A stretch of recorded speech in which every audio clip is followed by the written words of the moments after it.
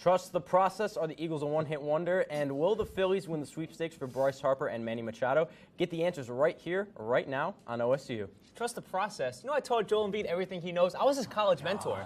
Mike, stop talking. What do you mean stop talking? You don't believe me? I mean, stop talking. Do you want to take this back? Do you want to go back? Do you want to take this outside right now? Boys, worry about it later. We got a show to do. No, he's Jeez. talking. Roll it. Stop it.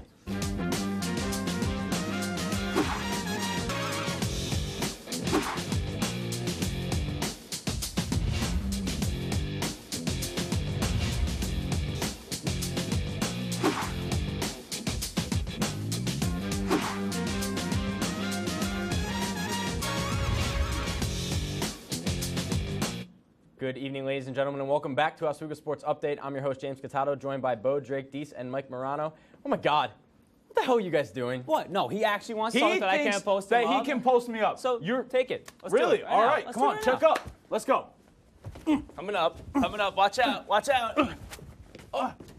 He misses. You missed. No, I don't. No, come on. That was interference. What did You I missed. say? Not only did you miss told you. in the live show, but you missed in the run-through in that exact same spot. No, I didn't actually. It was And I said it in the run-through, and I'll say it on live television. He missed the shot Again. on live television. Okay, but and he I said it when interfered. it He wasn't interfered. live. One of the We can cameramen run it interfered. back. One of the cameramen. We can run it back. Don't Some worry, other boys. time. Anyway, tonight on OSU, we What got a a game. recap of the opening regular season hockey night in Oswego and the unprecedented SUNYAC tournament run from the women's volleyball team. And for this week's Talk of the Town, get your cheesesteaks ready because we're going to Philly. Oh, I hope you guys aren't too tired out from that crazy one. I think he's just salty. That one-on-one was a little intense. We can run it back next week, though. Don't worry about it. Let's get it going with some men's hockey. The Oswego men's hockey team started off their season on a strong note, beating Cortland by a score of 4-2. Freshman Travis Broman, who lit it up the entire preseason, led the team with 2 goals and an assist. Remaining goals were scored by Tanner Spink and Derek Brown. David Richey had a strong start on net, allowing only 2 goals late in the game off 16 shots. Boys, what did we like or may not have liked in this game? What I think was really good to take away from this game is when you look at the shot totals, Oswego had about 33 shots, and I think when you look at the other Cortland shots, having only 18 shots in the entire game, that tells you possession time of the puck and the pressure that they're starting to put, that they came out with on the defense.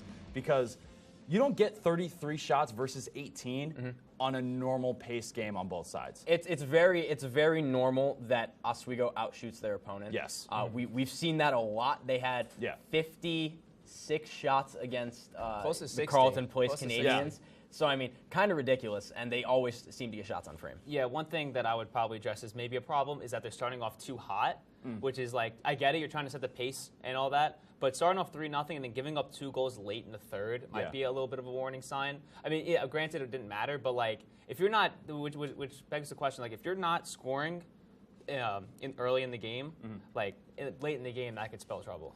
Yeah, I agree with that. I think the way they're trying to combat that is by the rotations that they have with their line, because a lot of their guys are, they start the first line out altogether, obviously, but then following that, they kind of sub out half the first line that's on the ice at the time, and then they bring in the second string guys. And then the first line guys will come off very quickly. Yeah. And they're making a lot of one-man substitutions, which I think is kind of unorthodox for the style of play that they're having, which is very quick. A lot of guys playing very fast, but not making not making a lot of grand substitutions throughout the game. But I think what we've seen is that this Oswego team really, within the preseason and the first regular season game, they haven't been healthy. They haven't. Like 100% completely healthy. And they may not be healthy the whole season. You never know. That's a chance that, I mean, if you're Ed Gosick, You want to take. by playoff time, you're probably going to be willing to take. Yeah. If you need guys to get on the lines,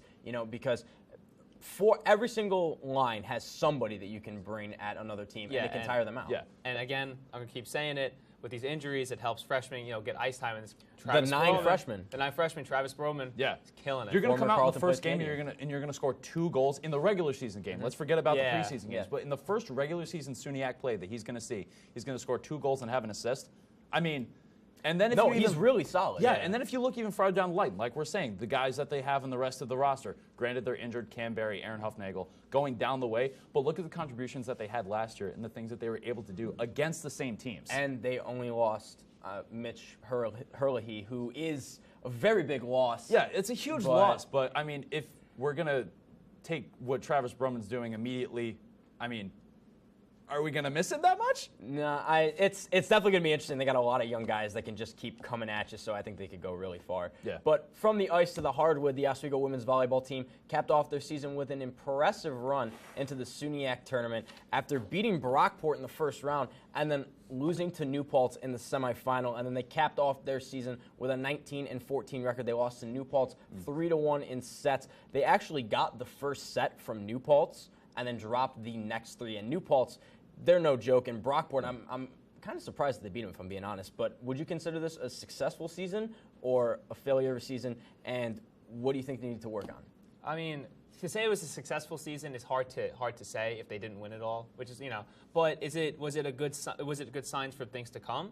100%. I mean, they beat Brockport in the playoffs, which was a huge win, coming off the loss that they had in the regular season. So I think this was a good season. I think it's something to build off of. Yeah, I think there's definitely stepping stones here. I think I personally said, I said this with my own mouth, that their 4-5 your own mouth? with my own mouth. Their 4-5 record in conference play should be something that they should be concerned about. They play in a good conference. They play in a great conference, and they really came out and they proved me wrong that they did very well in the SUNYAC tournament, and I think that they can definitely build off this performance. One thing though, that the record was great, 7-3 at home, but 3-6 on the road. They're a dominant home team. They played really well in their home their tournament home in the games Maxfield really helped Gymnasium. them out here, but on the road, I think they have to be more efficient. I would agree. I think one of the biggest momentum builders that they can really focus on is those away wins. Obviously, you're going to lock down the home court. Most teams do. But those away wins are really going to help build your morale. Yeah, I'm really excited to see what the volleyball team and the hockey team can do in this season and next season for the volleyball team. But in this week's sports preview, we're going back to the ice as both the men's and women's hockey teams will have double headers this weekend.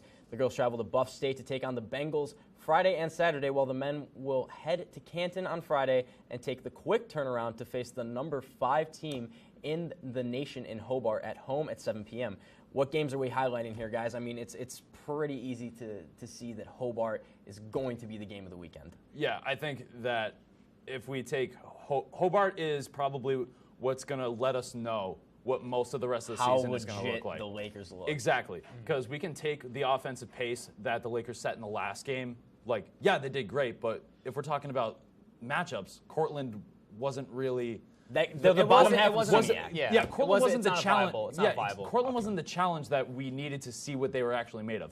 This is going to let us know what's happening the rest of the year. Well, I mean, we saw it against Utica last year because Utica was a top 10 team in the nation too. They finished 7th in the country, and they started this season out 7th in the country. So, I mean, they played them to a 3-3 draw. That was a great game. Yeah. So, I mean, I think that if they're able to go on home ice and dominate against Hobart, they're looking looking legit. pretty good. Yeah, exactly. But even if it's a close win, any win, you can't really hurt them for saying if they barely win, a win's still a win. Yeah, I agree. Well, Hobart can have an off night, and Oswego can have a very on night. I'm very excited. I'm getting my tickets. I don't know about you guys. Oh yeah, I'm getting it yesterday. Money. When we come back, home of the Liberty Bell, the Philly cheesesteak, and Markel Fultz's broken jump shot, Philadelphia will be our talk of the town this week. Stay tuned. You're watching OSU.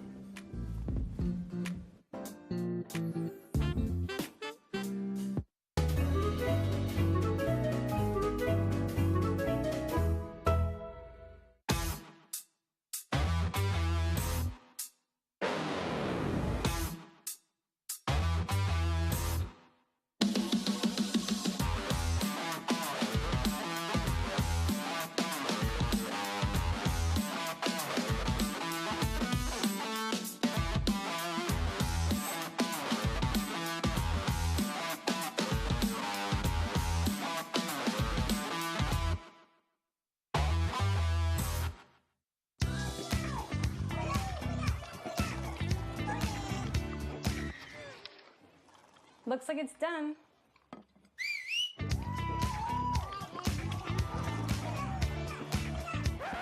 Don't let salmonella get funky with your chicken.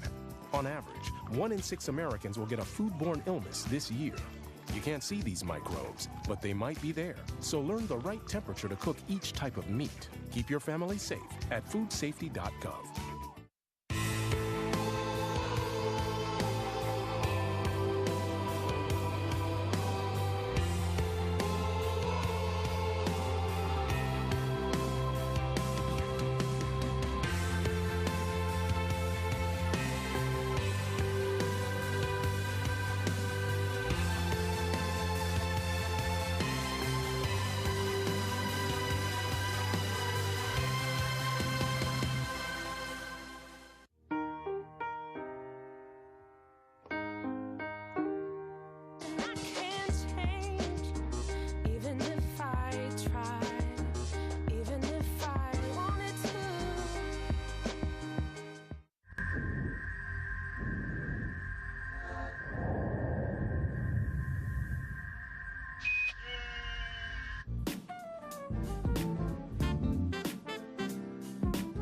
Welcome back to OSU.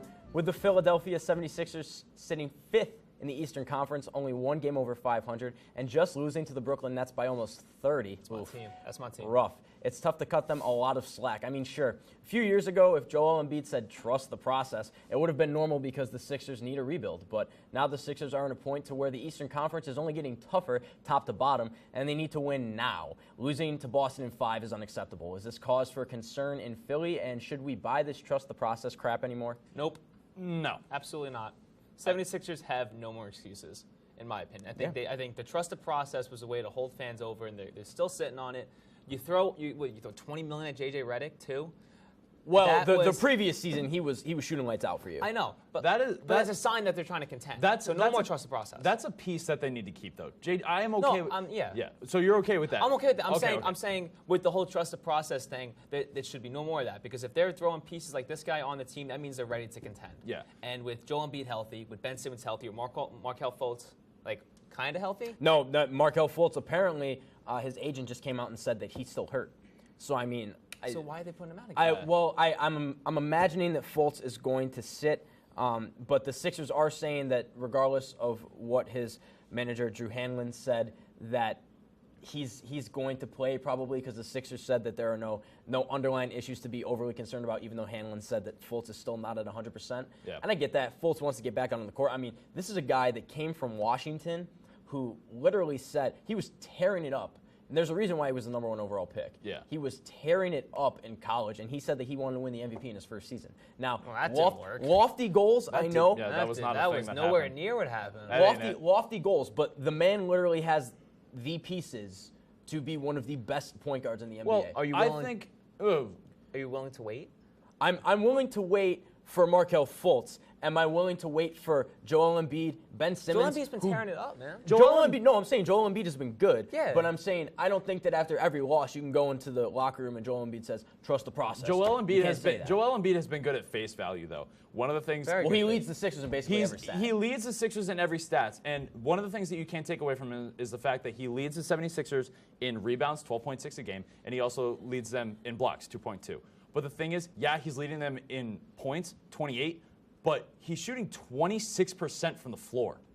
Guys, that's a lot of shots that he's taking and just not converting on. Well, you also have to look at it from this perspective, is that Embiid is Embiid is definitely the main shot taker on the Philadelphia 76ers, because he can stretch all the way to the three-point line and go all the way to within 3 feet of the basket. Yeah, I agree with that, great. but there's an issue of efficiency there. Yeah, he has to take more shots, but he has to be more efficient. I'm not saying that he has to pick up the scoring. I'm just saying that, Ben Simmons is leading the league in assists. So why isn't he getting more? He's second on the team in points. But Ben Simmons doesn't shoot a 3. I think Ben Simmons does better when Joel Embiid's on the court, obviously. Yeah, well, I think they can play off of each other better. But the percentage shooting for Joel Embiid just concerned me, because it's one of those things that I tend to look at, when everybody says Russell Westbrook is good. Look at his shooting percentage. Well, Russell Westbrook's a different story, because Russell Westbrook also is one of the most inefficient players in the NBA. Exactly. And I'm definitely not saying. I really wish. Take that look off your face. That's true. I really wish I had my papers today. Wait. Whoa. Are we about to be against Mike? we're not agreeing. We're not. Wait. We're not agreeing, are we? We're definitely agreeing right now. Russell Westbrook. We're not in Oklahoma City for the talk of the town. I get we're in Philadelphia, so we'll talk about this really quick. I promise. Detour. Russell Westbrook averages so many turnovers for a point guard. I didn't even have stats ready to talk about Russell Westbrook, but since you want to talk about Russell Westbrook, we can talk about it. I mean, That's what it sounds like. if I'm not mistaken, he's leading the league in terms of point guards for turnovers. And he's on MVP. I'm like, what more do you want? Like, you're really telling me right now that he's I'm saying. Let me ask you. No. Any MVP is This great. is an undeserved MVP, sure. Undeserved. James Harden should be a back-to-back MVP this year. Undeserved? James Harden. Kids. All right. Easy. Let's bring it back. We're talking about Philadelphia, right? Yes, we are. This is for a different week. And we gotta move on pretty soon. Yeah, we do. Okay, so back to what we were talking about. I think that what the Sixers have here is a very solid core that is ready to take on their tasks. I think what they need to do, though, is they really need to find a better mold and a way to look at each other more. Because who's their only real shooter? It's J.J. Redick, and It's that's Redick. it. Rocco can shoot it sometimes. Robert Covington. But again, See, in what terms of like you're looking for a consistent shooter, it's J.J. Redick. You're looking at issues between Joel Embiid and Ben Simmons. I think Markelle Fultz is the main issue here, and I don't think. I disagree because Ben Simmons runs that point guard. I'm just saying, like I feel like when they've drafted Markelle Fultz, it was the final piece. This was it. It is the final piece. When he's healthy, he is the final piece. The 76ers don't have time to wait for that. He's also No, they have time to wait for Fultz. They don't have time to wait for everybody else. Fultz can be Fultz somebody. is the last person I think they have to wait on. If Fultz is healthy, now I'm going to go back to Mike. I agree that Fultz is an important piece, but I don't think that they can wait for him. They can't. So he has the ability to be a great point guard in the league, but he needs to be able to shoot. put Fultz in a package, trade him for Bradley Beal. Don't know about all that nonsense. Well, moving from one Philly Break sport up to another, Washington. the reigning Super Bowl champion Philadelphia Eagles rode an unlikely wave of dominant play down the stretch, starring Nick Foles, and in the Super Bowl, which led the franchise to its first ever Super Bowl championship. However, after a 4-4 start while playing in a division that, minus the Washington Redskins, is having a subpar year, the Giants, the Cowboys, it's tough to say that the Eagles will be able to sniff out a playoff spot in a stacked NFC conference. So, is it division or bust for this Eagles team, or can we see them sneak into a playoffs at a wild card spot? It's division or bust, and I think they could win the division pretty easily as well. With no Giants. No, the Giants are out of contention. The Cowboys are still in contention in my mind. Okay, I think with the Redskins sinking a little bit here, they lost 3 of their starters last game. They're out. I just think the Eagles. You think the Redskins are out? I think the Redskins are falling. I think they're spiraling out of contention right now. They just lost, to be fair, They lost 3 starters in the mix. but they are 5-3, I know they're still 5-3. and not 4-4. and not They 4-4. are not. True. They are not. These are facts that are just coming. that are to coming me out of now. my These mouth are right now. breaking These news. are Well, facts that okay. are coming out. Why don't we look at the wild card right now? Okay. Currently, the wild card would be the Vikings, the Bears, the Panthers, and the Redskins. Vikings are 5-3-1. Bears are 5-3-0. Panthers are 6-2. Quietly good season for the Panthers. These And are the Reds- Redskins version? Or is it No, Eagles? I'm saying these are all of the leading wild card contenders because the Rams and the Saints are 8-1 and 7-1. Okay, so well, they're obviously going to take their divisions and they're obviously going to make the playoffs. But if you look at the wild cards, 5-3-1 for the Vikings, 5-3-0 for the Bears, 6-2 for the Panthers, and 5-3 for the Redskins. And then the highest one after that is the Falcons, which are in the hunt, and the Seahawks. They're all tied at 4-4. It's tight. But Yeah. I don't see the Eagles doing it. I don't either. I think one of the things that is additionally disappointing is coming off beating the Patriots in the Super Bowl. Well, I think if Tom Brady catches that pass, like No. I don't want to hear a word about it. no, You think Tom Brady catching that past Super Bowl does the It does Patriots- not. Listen. yeah, the Patriots probably win the Super Bowl if Tom Brady catches that pass. No. I'm a Pats fan. I'm a diehard Pats fan. I'm from Boston, Massachusetts. I've made it very clear on the show. If Tom Brady With the catches Red that Sox pass, jersey? he will go 2 yards with that pass. He will go nowhere. I gotta bust He this will go out. nowhere. I gotta bust this out, Bo, with what you just said there. Signs back. Thank you. Hella. It's hella. I was just validated. That also means in Mike's world, for the viewers that don't know what hella means, yes. It means I agree with you. I agree. Hella. So, He okay, agrees with me. so here's the final take on I'm it: saying is not to that overrate a movie. do the Eagles make the playoffs Yes. Yeah. I Yes. think they make the playoffs. Don't go far. in the wild card of the division? wild card. Division.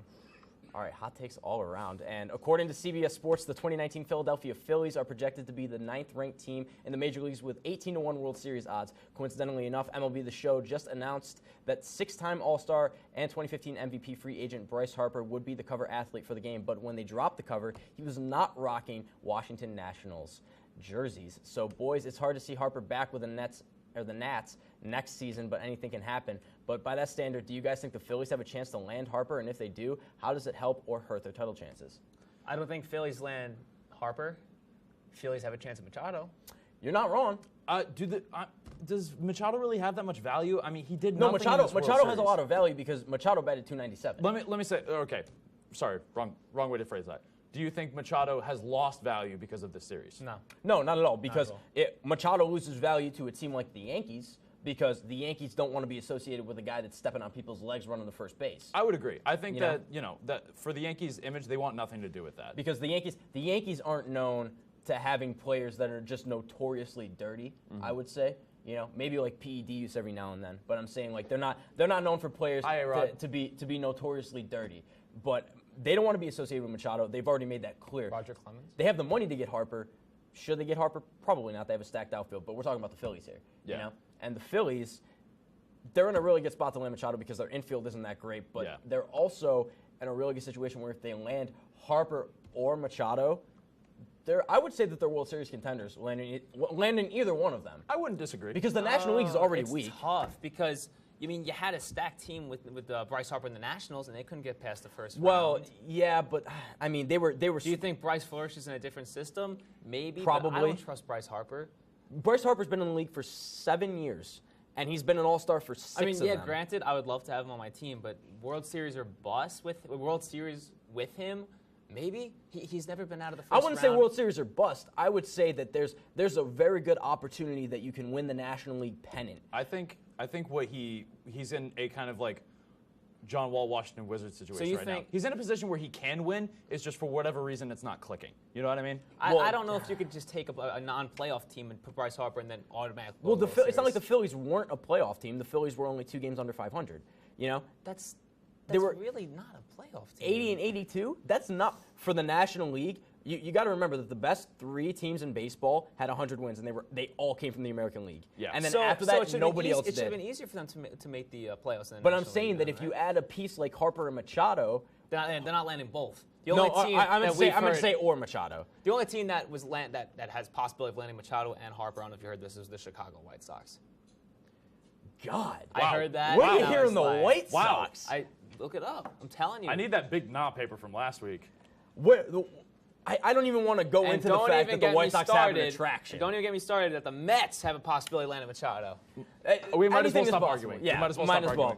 We can't argue with you. We can. But, when we come back, my first final take will be on the Boston Red Sox. We haven't done that yet. No. Oh, wait. No. Wait, we did that. Wait, he did the it. Week before. I did it.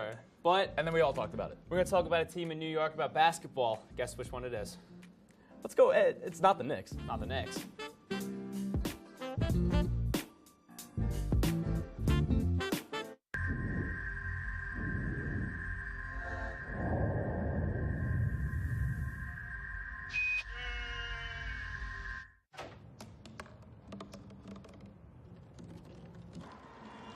Everybody has a dream.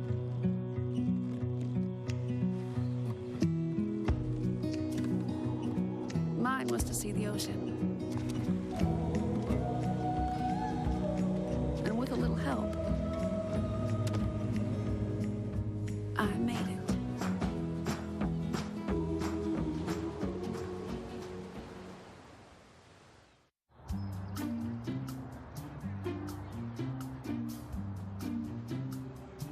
Don't worry, 74 people were picked before me in the NFL draft.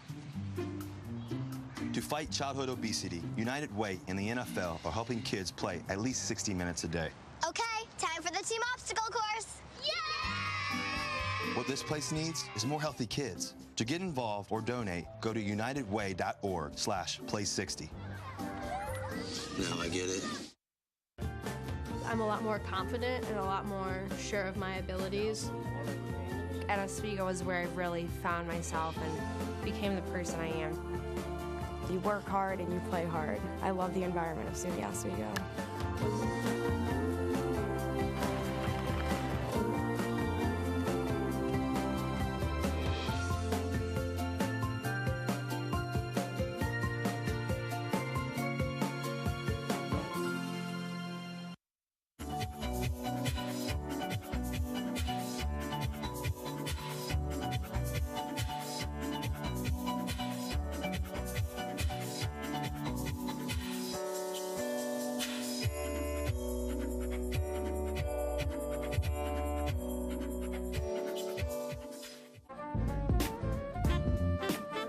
New York basketball is at an all-time low. Has been for a while, and for at least for one borough, it's still going to be at an all-time low. But for others, things are finally looking up for one team. Fact may surprise you, but the Brooklyn Nets are finally out of the dog days they put themselves in for the past 4 to 5 years. The Nets have never been that team ever in New York, and quite frankly, who knows if they ever will. And that's not their fault. The Knicks haven't been good in years, but historically, the Knicks just always seem to be in the conversation for the greatest franchises ever in NBA history, and I just don't get it. Ever since the Nets made the jump from Jersey to Brooklyn, they were doomed to the cellar because of one fatal mistake. The team panicked and they wanted to contend right away because they were in Brooklyn now and they wanted to go after the goal of winning a championship. But what they got out of it was one playoff appearance. What did they get in exchange for that one playoff appearance? Their whole future. They're still paying for the debts to this day, with the Boston Celtics taking all their first-round picks and building their future for years to come and still being able to contend. But after those dreadful years, the Nets have drafted well, and they made some great trades to save some money and also obtaining some young talent, and now they're looking to win some games.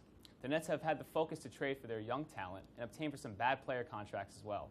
For example, the Lakers traded #2 pick D'Angelo Russell and Timothy Mozgov's horrible contract for Brook Lopez and the great amount of money that was still owed to him. Sure, the Nets had to take over Timothy Mozgov's contract, but for upcoming stars like D. Loden on the squad, it was a step in the right direction. The Nets ended up trading Timothy Mozgov's contract to the Hornets for Dwight Howard, and which they soon bought out. And with that trade, the Nets were able to free up enough cap space for next season for 2 max contract deals. I'm not saying this year they're going to make the playoffs. Contend? Possibly. But the Nets are in good position to have their young and upcoming players develop together and only get better by signing top free agents along the way. Instead of throwing hundreds of million dollars at players that really make no sense because you refuse to rebuild for a few years, I'm talking to you, Knicks. The Nets are letting their young guys have some time on the court to play some properly develop. And it seems to be paying off with Jared Allen, who's averaging 11.4 points and 1.3 blocks a game, taking over the center position, and D'Angelo Russell and rising players Spencer Dinwiddie leading the point guard position, and also surprising Joe Harris taking to show his true skill. And having him and Allen Crabbe addressing the team's three-point shooting problems, the Nets have paid their price and accepted the rebuild. They have been at the bottom of the bottom and slowly trying to come up into relevance. And sooner rather than later, the Nets will finally get their time. So get ready, Brooklyn, because that time is almost here. Thanks for watching. Be sure to stay tuned next week as we're going at a College All episode. It's our Talk of the Town University special and University of Choice, home of the Orange, Syracuse. See you next Monday.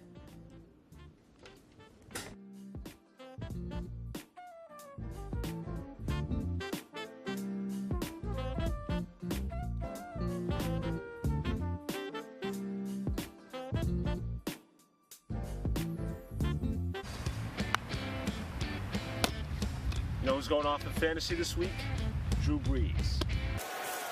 Brees with time. You know, you guys are sleeping on Odell Beckham Jr., though. I think he's scoring 3 TDs this week. And it throws it back across the middle. No, tell me, the Bears' defense is what's going to go off this week. I mean, holy Chicago Bears.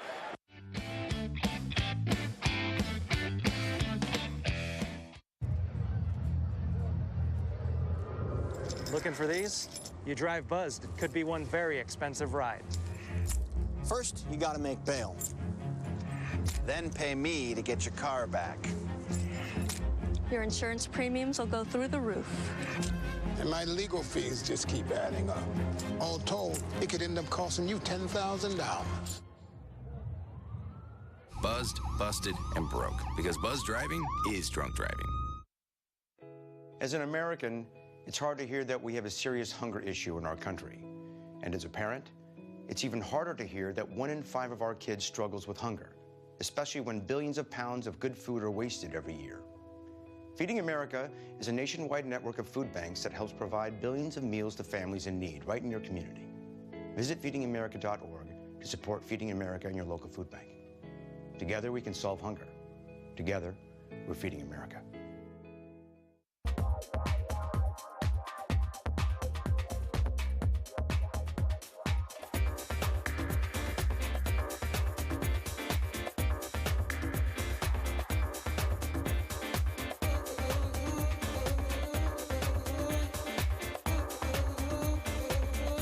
Want to know all the latest things pop culture? Tune in to Let's